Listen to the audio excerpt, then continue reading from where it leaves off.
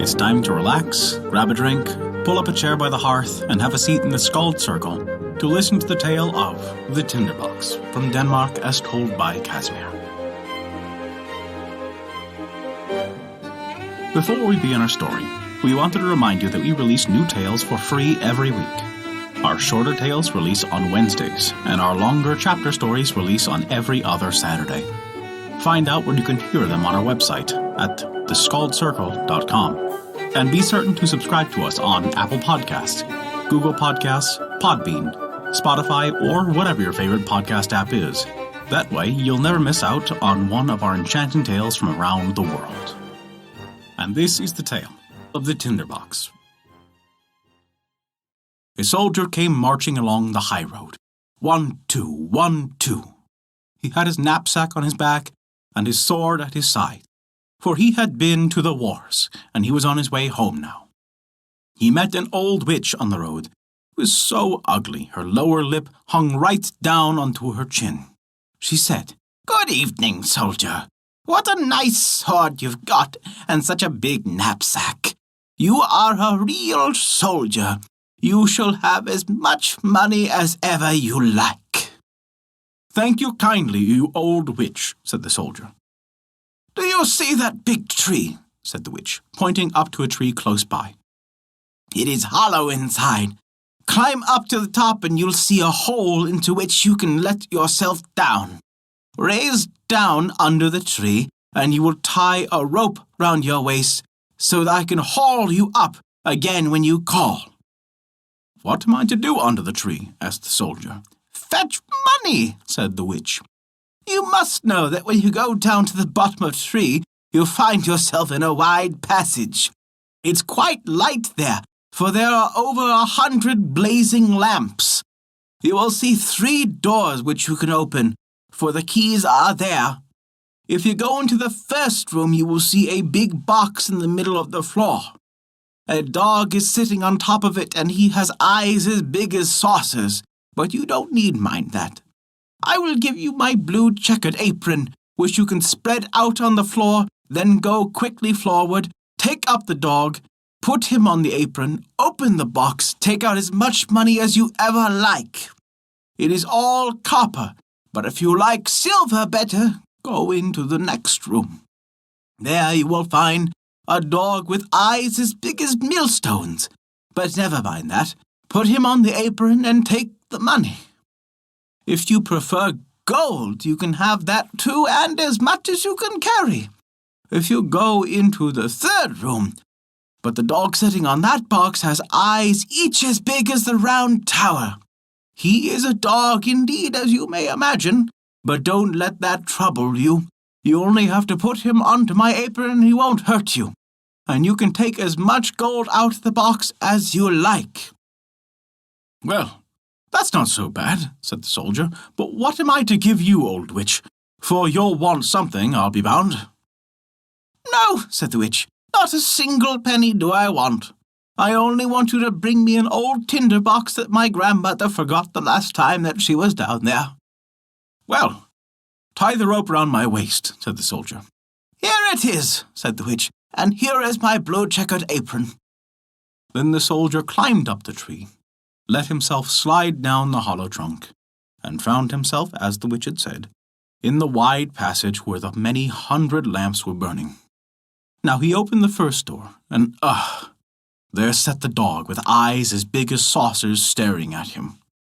"You are a nice fellow," said the soldier, as he put him on the witch's apron, and took out as many pennies as he could cram into his pockets.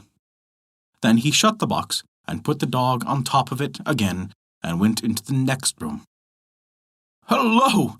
There sat the dog with eyes as big as millstones. "You shouldn't stare at me so hard, you might get a pain in your eyes." Then he put the dog on top of the apron, and when he saw all the silver in the box, he threw away all the coppers and stuffed his pockets and his knapsack with silver. Then he went into the third room. Oh, how horrible! That dog really had 2 eyes as big as the round tower, and they rolled around and around like wheels. "Good evening," said the soldier, saluting, for he had never seen such a dog in his life. But after looking at him for a bit, he thought, that will do." And then he lifted him up and put him down on the apron and opened the chest. Preserve us, what a lot of gold! He could buy the whole of Copenhagen with it, and all the sugar pigs from the cake women, all the tin soldiers, whips, and rocking horses in the world. That was money indeed. Now the soldier threw away all the silver he had filled his pockets and knapsack with, and put gold in its place. Yes, he crammed all his pockets, his knapsack, his cap, and his boots so fully he could hardly walk. Now he really had a lot of money. He put the dog back on the box, shut the door, and shouted up through the tree, "Haul me up, you old witch!" "Have you got the Tinderbox?" "Oh, to be sure," said the soldier. "I had quite forgotten it." And he went back to fetch it.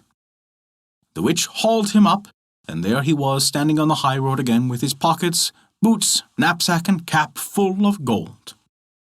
"What do you want the Tinderbox for?" asked the soldier. "That's none of your business," said the witch. "You've got the money, give me the Tinderbox." "Rubbish," said the soldier. "Tell me directly what you want with it, or I'll draw my sword and cut off your head." "I won't," said the witch.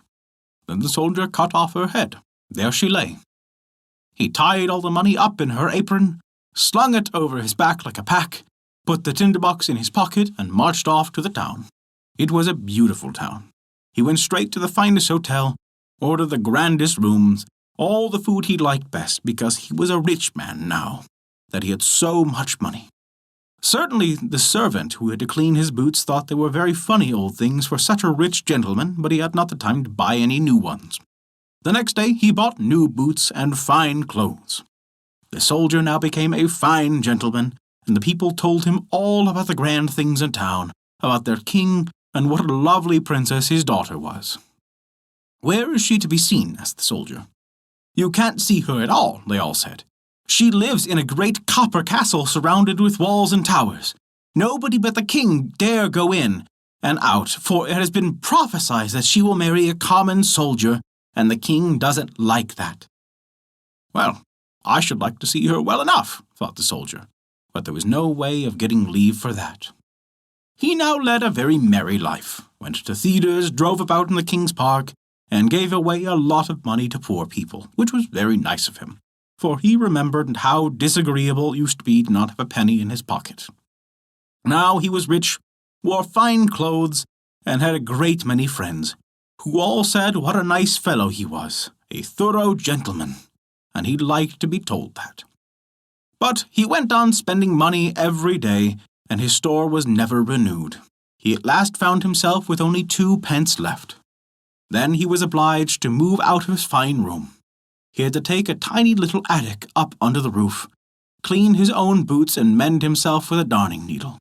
None of his friends went to see him, because there were far too many stairs. One dark evening, when he had not even enough money to buy a candle with, he suddenly remembers that there was a little bit in the old Tinderbox he had brought out of the hollow tree when the witch had helped him down. He got out the Tinderbox with the candle end in it, and struck fire. But as the sparks flew out from the flint, the door burst open, and the dog with eyes as big as saucers, which he had seen down under the tree, stood before him and said, "What does my lord command?" "By heaven," said the soldier, "this is a nice kind of Tinderbox. I can get whatever I want with this. Get me some money," he said to the dog, and away it went. It was back in a twinkling, with a big bag full of pennies in its mouth. Now the soldier saw what a treasure he had in the Tinderbox.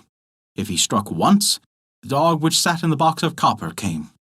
If he struck twice, the dog on the silver box came. And if he struck 3 times, the one with the box of gold. He now moved to the grand room and got his fine clothes again.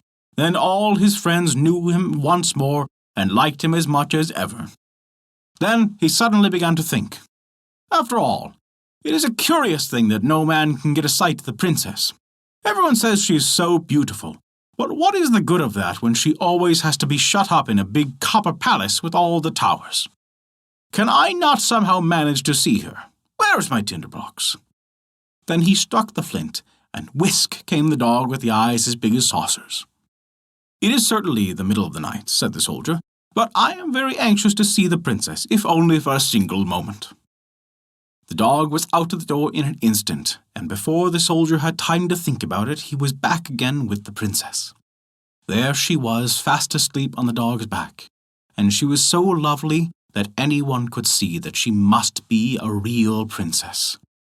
The soldier could not help it, but he was obliged to kiss her, for he was a true soldier. Then the dog ran back again with the princess, but in the morning, when the king and queen were having breakfast, the princess said she had such a wonderful dream about a dog and a soldier. She had ridden on the dog's back, and the soldier had kissed her. "That's a pretty tale," said the queen. After this, an old lady in waiting had to sit by her bed at night to see if it was really a dream, or what it could be. The soldier longed so intensely to see the princess again, that at night the dog came to fetch her. He took her up and ran off with her as fast as he could. But the old lady in waiting put on her galoshes and ran as fast as she could behind them. When she saw that they disappeared into a large house, she thought, "Now I know where it is," and made a big cross with chalk at the gate. Then she went home and lay down. Presently the dog came back too with the princess. When he saw there was a cross on the gate, he took a bit of chalk too and made crosses on all the gates in the town. Now this was very clever of him, for the lady in waiting could not possibly find the gate when there were crosses on all the gates. Early the next morning, the king, the queen, and the lady in waiting and all the court officials went to see where the princess had been. "There it is," said the king when he saw the first door with the cross on it. "No, my dear husband, there it is," said the queen, who saw another door with a cross on it. "But there is one, and there is another," they all cried out. And they soon saw that it was hopeless to try and find it. Now the queen was a very clever woman. She knew more than how to drive in a chariot. She took her big gold scissors and cut up a large piece of silk into small pieces, and made a pretty little bag, which she filled with fine grains of buckwheat. Then she tied it onto the back of the princess, and when that was done she cut a little hole in the bag, so that the grains would drop out all the way wherever the princess went. At night the dog came again, and took the princess on his back, and ran off with her to the soldier, who was so fond of her that he longed to be a prince, so that he might have her as his wife. The dog never noticed how the grain dropped out all along the road from the palace to the soldier's window, where he ran up the wall with the princess. In the morning the king and queen easily saw where the daughter had been, and they seized the soldier and threw him into the dungeons. There he lay. How dark and tiresome it was. And then, one day, they said to him, "Tomorrow you will be hanged." It's not amusing to be told that, especially as he had left his tinderbox behind him at the hotel. In the morning he could see through the bars, in the little window, that the people were hurrying out of the town to see him hanged. He heard the drums and saw the soldiers marching along. All the world was going. Among them was a shoemaker's boy in a leather apron and slippers. He was in such a hurry that he lost one of his slippers, and it fell close under the soldier's window, where he was peeping out through the bars. "I say, you boy, don't be in such a hurry," said the soldier to him. "Nothing will happen till I get there.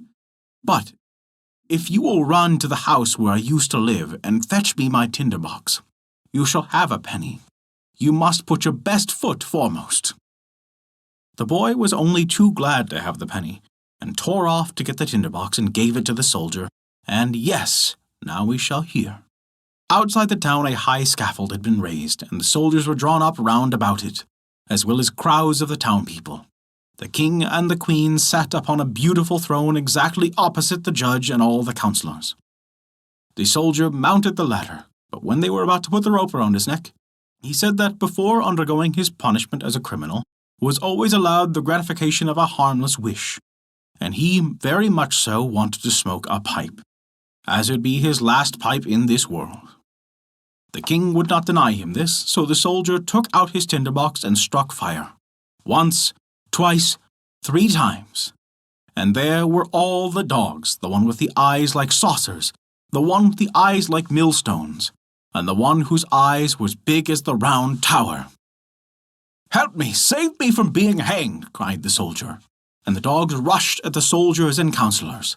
They took one by the legs, another by the nose, and threw them up many fathoms into the air. When they fell down, they were all broken to pieces. "I won't!" cried the king. But the biggest dog took both him and the queen and threw them after the others. Then the soldiers became alarmed and the people shouted, "Oh, good soldier, you shall be our king and marry the beautiful princess." Then they conducted the soldier to the king's chariot, and all 3 dogs danced along in front of him and shouted, "Hurrah!" The boys all put their fingers in their mouths and whistled, and the soldiers presented arms. The princess came out of the copper palace and became queen, which pleased her very much. The wedding took place in a week, and the dogs all had seats at the table, where they sat staring with all their eyes. And that is the tale of the Tinderbox from Denmark.